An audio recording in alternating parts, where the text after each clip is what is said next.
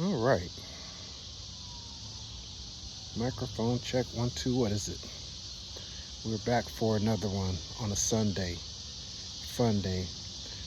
Back in the Indy.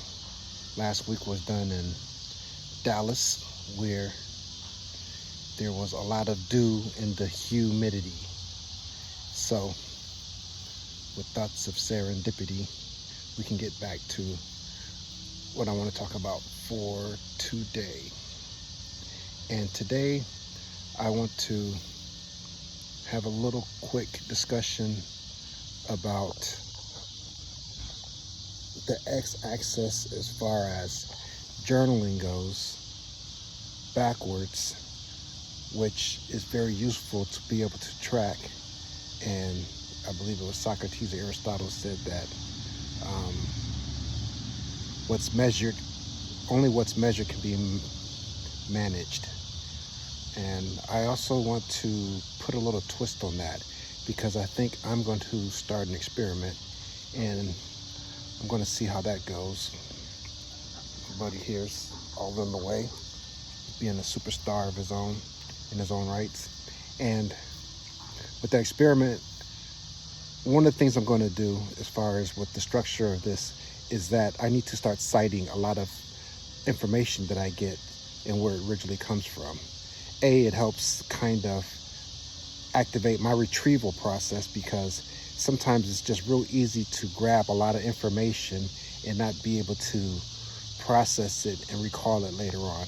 And journaling is one of those things that allows you to be able to do that. So I'm going to be doing that forward so that I can look in here and see who was I listening to or who was influencing what I was thinking at the time. And the next thing I want to do is the little experiment that I'm thinking about is about kind of not necessarily manifestation, but it's almost like a proclamation where I want to say, for example, on Monday, I want to write what a week from my Monday looks like. And then Tuesday, I would like to see what a month from that Tuesday would look like if I'm doing the things that I want to do on my to-do list or on, my goals and activities. Wednesday, what would a quarter look like? Thursday, what would a year look like? Friday, what would 5 years look like? And that ties in obviously to 5 years from here. And maybe just to keep the forward thinking going, Saturday might be 10 years and Sunday might be 20 years. But I think that would be real interesting to start just having 3 sentences or have it answer 3 sentences as far as how can I start looking in the future. And the cool thing about that is that if I set up a quarterly review, I can see if I'm actually moving in the direction that I want to, in the velocity that I want to, in the same time and with the same, amount of energy getting moved towards it. So that's one of the things that I kind of want to do going this next week. And another thing,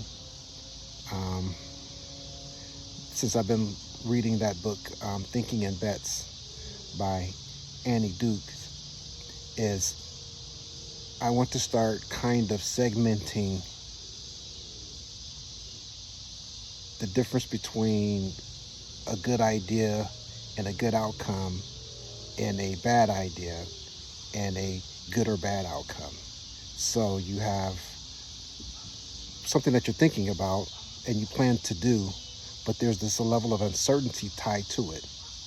And the level of uncertainty has a lot to do with how you make your decisions. Because if the uncertainty is too high, then instead of going for a 100% upside situation, you might do what is called hedging your bet or risk mitigation.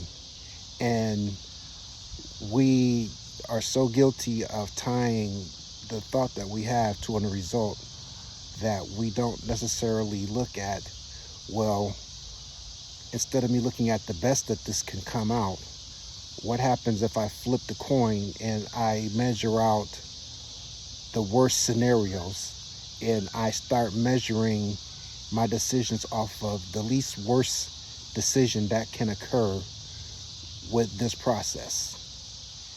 Because we're kind of built to say, I know something, and we're not comfortable with what we don't know. And that is where we spend most of our lives.